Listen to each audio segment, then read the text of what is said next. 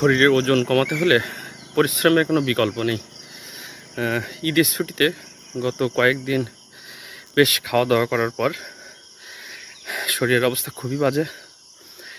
এবং একটা বিষয় হচ্ছে, দীর্ঘদিন যদি ব্যায়াম বা দৌড়ঝাঁপ না করা হয় তাহলে 8-10 দিন বা 4-5 দিন পরে যখন নতুন করে আবার শুরু করা হয় তখন প্রচণ্ড কষ্ট হয়।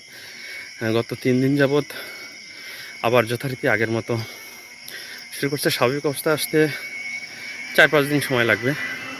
গা পা একটু ব্যথা হবে, এটাই স্বাভাবিক। তারপর চেষ্টা করে যেতে হবে। ওয়েটলেস করা আসলে লোভ সামলাতে হবে। খাওয়া দাওয়া এগুলো লোভ করা যাবে না। তারপরে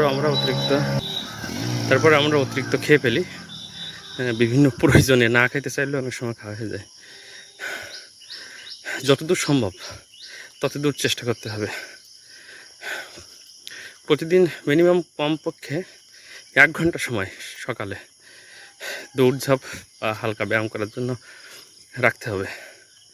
তাহলে 1 মাস অথবা 1 থেকে 3 মাসের ভিতরে একটা রেজাল্ট পাওয়া যাবে। একদম নিয়মিত আপনি যাই করবেন না কেন সেটা একদম নিয়মিত করতে হবে। আমি আজকে করলাম, 3 দিন আর করলাম না, এটা কোনো রেজাল্ট দেবে না। আর অবশ্যই খাওয়া দাওয়া নিয়ন্ত্রণ করতে হবে। তা না হলে ওয়েট লস করা কখনোই সম্ভব না। প্রথম দিকে হয়তো আপনার ওয়েট খুবই দ্রুত লস হবে, তারপরে এই সমস্যা হবে। সাধারণত আমাদের শরীরে প্রথম দিকে প্রচুর পরিমাণে পানি থাকে। এই পানির ওয়েটটা খুব সহজে প্রথমে 1-2 কেজি কমে যায়।